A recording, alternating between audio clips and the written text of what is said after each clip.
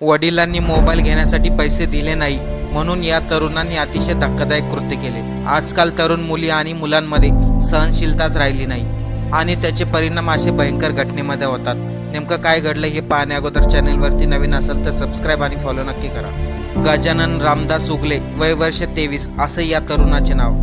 हा तरुण अहमदनगर जिल्ह्यातील जामखेड तालुक्यातील नायगाव येथील रहिवासी। 23 वर्षे गजाननचे वडील एका रयत शिक्षण संस्थेवरती शिक्षक म्हणून कार्य करत होते।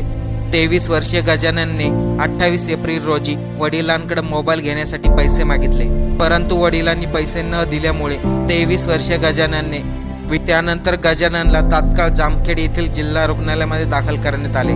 तब्बल 23 दिवस गजानन रुग्णालयामध्ये ॲडमिट होता, परंतु त्याची मृत्यूशी झुंज अपयशी ठरली। आजकालच्या मुलांमध्ये नेमकं असं झालंय तरी काय, कोणत्याही कारणावरून अगदी टोकाचं पाऊल उचलायला तयार होतात।